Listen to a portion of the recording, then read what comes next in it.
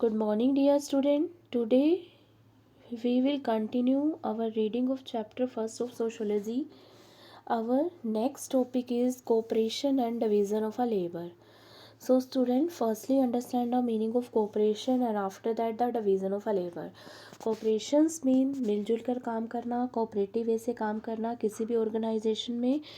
And division of a labour का क्या mean होता है? सोसाइटी को डिवाइड करना अलग अलग पार्ट्स में।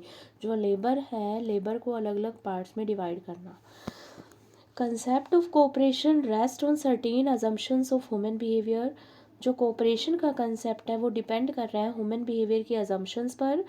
Cooperation help in human survival. जो कंसेप्ट है कोऑपरेशन का वो हेल्प करता है ह्यूमन के सर्वाइवल में। अगर एक ह्यूमन बीइंग को कोऑपरेशन मिलता है तो वो ईजिली अपना गोल अटेन कर सकता है। जो कोऑपरेशन है वो लोगों को, पीपल को यूनाइट करके रखता है और साथ ही साथ अपॉर्चुनिटीज़ प्रोवाइड करता है कोऑपरेशन लोगों को नॉलेज को अटेन करने के लिए। तो कोऑपरेशन बहुत ही हेल्पफुल है ह्यूमन के लिए। With the help of cooperation a human can achieve goal it's very easily.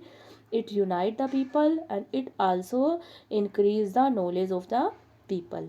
Durkheim solidarity is fundamental for understanding of cooperation. दरखाइम ने, अमाइल दरखाइम ने सोलिडरिटी का कंसेप्ट दिया है। सोलिडरिटी का मीन होता है टुगेदरनेस, मिलजुल कर काम करना, एकजुट होकर काम करना। दरखाइम सोलिडरिटी कोऑपरेशन को समझने के लिए बहुत ही ज़रूरी है, फंडामेंटल है। दरखाइम सोलिडरिटी से हम बहुत ही ईजिली कोऑपरेशन के कंसेप्ट को समझ सकते हैं। The role of division of a labour which implies cooperation is precisely to fulfil certain need of society. जो डिवीज़न ऑफ अ लेबर है उसका रोल क्या है? वो भी कोऑपरेशन से रिलेट कर रहा है। अलग अलग पार्ट्स में हमने लेबर को डिवाइड कर दिया, तो इस पार्ट्स में लोग कोऑपरेट होकर चलेंगे, इस पार्ट में भी लोग जो है वो कोऑपरेट होकर चलेंगे, तभी ही लोगों की जो नीड्स है वो फुलफिल होगी। नेक्स्ट है, although Durkheim and Karl Marx both emphasis cooperation but they also differ.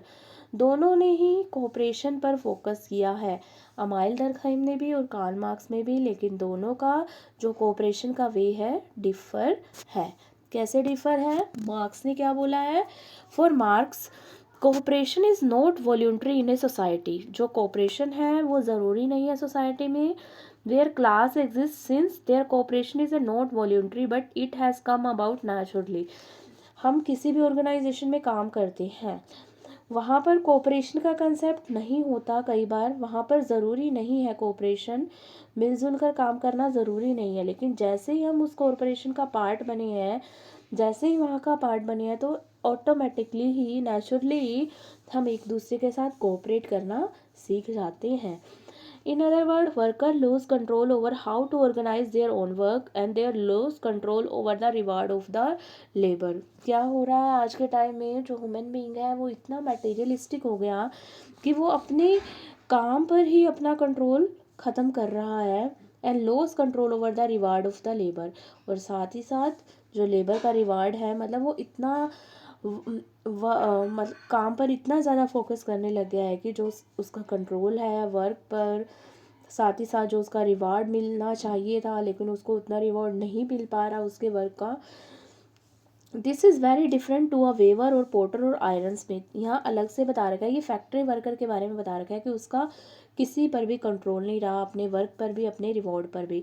यहाँ जो इंडिपेंडेंट लोग हैं, वेवर का एग्जांपल दे रखा है, पोर्टर का और आयरन स्मिथ का, who derive feeling of fulfilment and pleaser of creativity. जो अपना काम बहुत अच्छी क्रिएटिविटी से करते हैं और उनको काम करने के साथ प्लेजर भी मिलता है। With that of a worker involve a factory who sole task may be press से button throughout the day.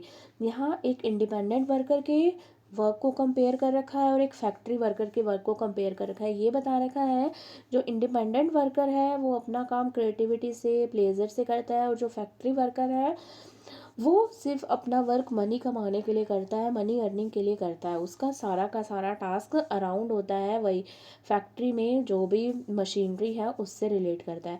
Cooperation in such situation is unforced, जो फैक्ट्री में जो वर्क किया जाता है वहाँ पर जो कोऑपरेशन है वो एनफोर्स्ड है। एनफोर्स मतलब लोगों को धक्के से कोऑपरेट होकर चलना पड़ता है, चाहे उनका दिल करे चाहे ना करे, लेकिन फिर भी उनको एनफोर्स होकर किसी भी ऑर्गेनाइजेशन में कोऑपरेट करके चलना होता है। नेक्स्ट हमारा कंसेप्ट है division of a labour. Division of a labour क्या बता रहा है? It implies dividing the complex work into smaller part and distributing it among labourer on the basis of their skill, specialisation, age and gender.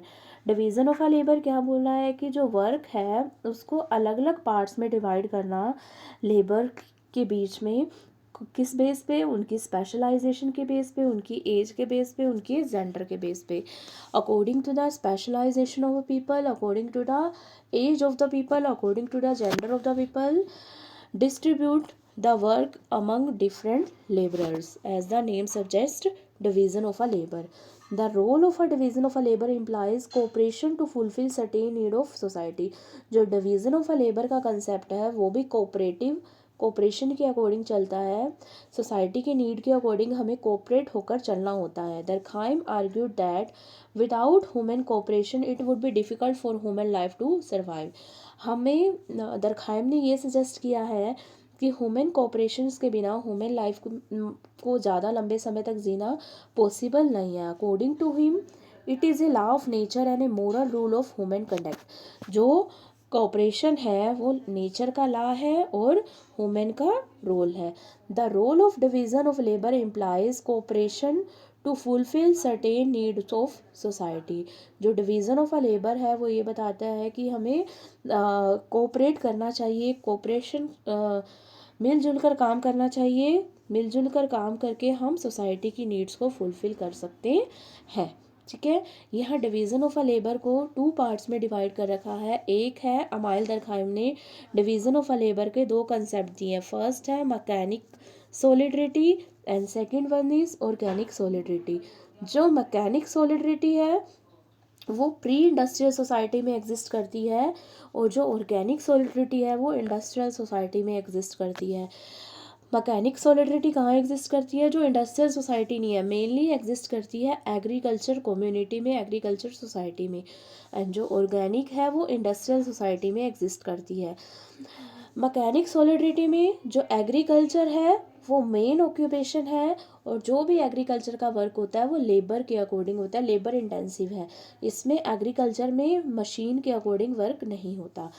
और जो organic solidarity है यहाँ ये बता रखा है मैनी अदर, एग्रीकल्चर के अलावा और भी बहुत सारे टास्क हैं और भी बहुत सारे ऑक्यूपेशन हैं जो करने पड़ते हैं। और ऑर्गेनिक में काम किसके द्वारा होता है? मशीन्स के द्वारा होता है। मैकेनिक सॉलिडरिटी कहाँ एग्जिस्ट करती है? जहाँ पर पॉपुलेशन कम होती है। और ऑर्गेनिक सॉलिडरिटी कहाँ एग्जिस्ट करती है? जहाँ पर पॉपुलेशन ज़्यादा होती है। मैकेनिक सॉलिडरिटी में कोऑपरेशन मोर होता है और ऑर्गेनिक सॉलिडरिटी में जो बड़ी बड़ी इंडस्ट्रीज़ हैं वहाँ पर कोऑपरेशन के अलावा कन्फ्लिक्ट और कंपटीशन होता है, लोग एक दूसरे से आगे बढ़ने की कोशिश करते हैं। Social mechanic solidarity agriculture field से रिलेट करी है जहाँ पर सोशल रिलेशन पर्सनल होती हैं, लेकिन ऑर्गेनिक में इम्पर्सनल। इंडस्ट्री में वर्क किया, वर्क करके चले गए, लेकिन हमने किसी के साथ रिलेशन नहीं बनाया। जो सोशल रिलेशनशिप ऑर्गेनिक सॉलिडरिटी में इम्पर्सनल होते हैं और यहाँ पर पर्सनल होते हैं। The society is person oriented, यहाँ पर सोसाइटी पर्सन ओरिएंटेड होती है, ह्यूमन बींग के अराउंड ही घूमती रहती है, ह्यूमन की नीड, ह्यूमन के कोऑपरेशन से रिलेट करती है। लेकिन ऑर्गेनिक सॉलिडरिटी में जो सोसाइटी है वो गोल ओरिएंटेड होती है। गोल ओरिएंटेड मतलब किसी गोल को अचीव करने के लिए बनाई जाती है। जैसे ही गोल अचीव हुआ वो ब्रेक डाउन हो गई। ठीक है, जो ऑर्गेनिक सॉलिडरिटी होती है, जो इंडस्ट्रियल सोसाइटी होती है वो गोल ओरिएंटेड होती है। Relation between member are intimate, close and direct. जो मैकेनिक सॉलिडरिटी है वहाँ पर लोगों के बीच में जो रिलेशन होता है वो बहुत ही क्लोज होता है, डायरेक्ट होता है और पर्सनल होता है। लेकिन यहाँ पर ना ही क्लोज होता है ना ही पर्सनल होता है, सिंपल फॉर्मल होता है। फॉर्मल मतलब दिखावे के लिए लोग दिखावा करते हैं आपस में दिखावे के लिए कोऑपरेट करते हुए चलते हैं। The people have common interest, mechanic solidarity में लोगों का कॉमन इंटरेस्ट होता है। कॉमन इंटरेस्ट, हमने एग्रीकल्चर की प्रोडक्टिविटी को मेरा बढ़ाना है, कोऑपरेट होकर हमने चलना है। लेकिन यहाँ पर जो ऑर्गेनिक सॉलिडरिटी है वहाँ पर लोगों का सेल्फिश एम होता है। सेल्फिश एम के लिए लोग अपना सेल्फिश एम के लिए एक दूसरे के साथ कोऑपरेट करके चलते हैं। मैकेनिक सॉलिडरिटी में no formal code of conduct, code of conduct होता है rules and regulation. Mechanic solidarity में कोई भी रूल और रेगुलेशन नहीं होता, जबकि ऑर्गेनिक सॉलिडरिटी में रूल और रेगुलेशंस होते हैं, कोड ऑफ कंडक्ट होते हैं जिसको सभी को फॉलो करके चलना होता है। ये सॉलिडरिटी का कंसेप्ट है, कोऑपरेशन से ही रिलेट कर रहा है। सॉलिडरिटी का मतलब होता है मिलजुल कर काम करना या कोऑपरेशन, एकजुट होकर काम करना। जो सॉलिडरिटी है, जो कोऑपरेशन है, अमाइल दरखाइम ने उस कोऑपरेशन को, उस सॉलिडरिटी को 2 पार्ट्स में डिवाइड किया है, मैकेनिक और ऑर्गेनिक। मैकेनिक एग्रीकल्चर से, प्री इंडस्ट्री से रिलेट कर रही है और ऑर्गेनिक इंडस्ट्री से रिलेट कर रही है। एग्जामिनेशन पॉइंट ऑफ व्यू से भी ये क्वेश्चन बहुत ही इंपॉर्टेंट है, इन दोनों में डिफरेंसेस। क्लियर? सो स्टूडेंट, आज हमने एक ही टॉपिक किया है, cooperation and division of a labour. Karl Marx ने कोऑपरेशन के बारे में क्या बोला है और अमाइल दरखाइम ने कोऑपरेशन और डिवीजन ऑफ लेबर को कितने पार्ट्स में डिवाइड किया है। क्लियर? जो नेक्स्ट टॉपिक हम हमारा नेक्स्ट वीडियो में करेंगे। Thank you.